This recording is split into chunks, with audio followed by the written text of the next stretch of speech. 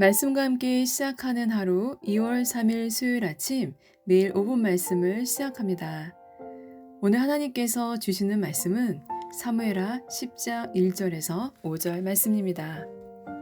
그 후에 암몬 자손의 왕이 죽고 그의 아들 한운이 대신하여 왕이 되니 다윗이 이르되 내가 나하스의 아들 한운에게 은총을 베풀되 그의 아버지가 내게 은총을 베푼 것 같이 하리라 하고 다윗이 그의 신하들을 보내 그의 아버지를 조상하라 하니라. 다윗의 신하들이 암몬 자손의 땅에 이름에 암몬 자손의 관리들이 그들의 주 한운에게 말하되 왕은 다윗이 조객을 당신에게 보낸 것이 왕의 아버지를 공경함인 줄로 여기시나이까? 다윗이 그의 신하들을 당신에게 보내 이 성을 엿보고 탐지하여 함락시키고자 함이 아니니까 하니. 이에 한운이 다윗의 신하들을 잡아 그들의 수염 절반을 깎고 그들의 의복의 중동 부위까지 자르고 돌려보내매 사람들이 이 일을 다윗에게 알리니라. 그 사람들이 크게 부끄러워하므로 왕이 그들을 맞으러 보내 이르기를 너희는 수염이 자라기까지 여리고에서 머물다가 돌아오라 하니라. 아멘.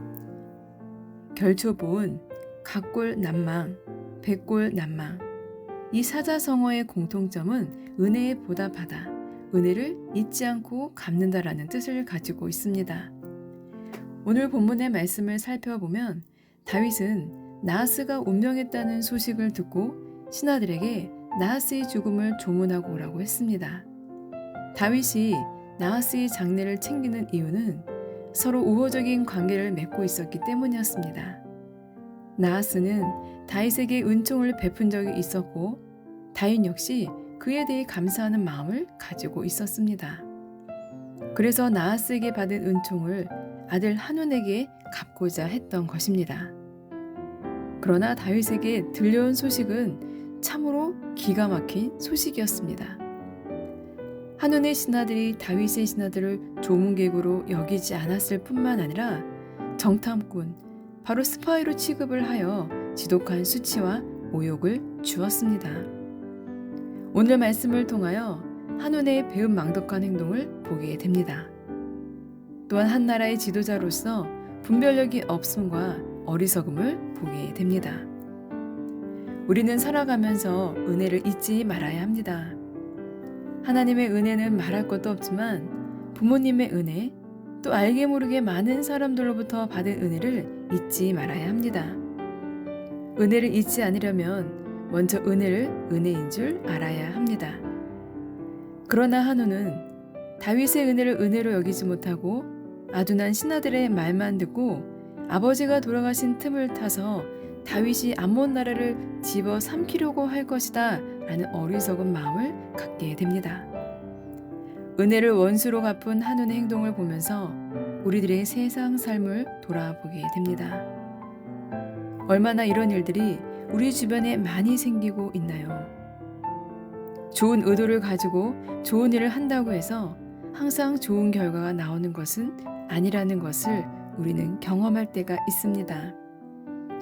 오늘 말씀을 통해 우리의 삶에 몇 가지 적용해 보기를 소망합니다. 첫 번째는 은혜를 은혜인 줄 알고 은혜를 반드시 기억하자는 것입니다. 한운과 같이 은혜를 원수로 갚는 어리석은 사람은 적어도 되지 말아야겠습니다. 두 번째는 은혜를 갚으려고 힘을 쓰자는 것입니다.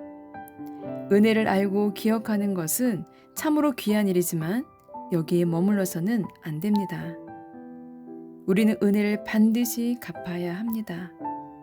물론 항상 받은 만큼 그대로 갚을 수 없을 때도 있지만 적어도 우리는 은혜 그 자체를 기억하고 그 은혜를 갚기 위해 애써야 합니다. 마지막으로 내가 베푼 은혜가 거절당할 수도 있다는 사실을 알아야 합니다. 그리고 다른 사람이 내 진심을 몰라줘도 너무 낙심하지 마십시오. 이것이 우리의 인간의 연약함입니다. 그러나 우리가 반드시 기억해야 할 것이 있습니다. 그것은 바로 하나님의 은혜입니다. 우리를 죄 가운데서 건지시고 몸소 자신의 몸을 드린 예수님의 사랑과 은혜를 우리는 얼마나 기억하며 그 은혜를 갚기 위해 얼마나 몸부림치며 살고 있는지요.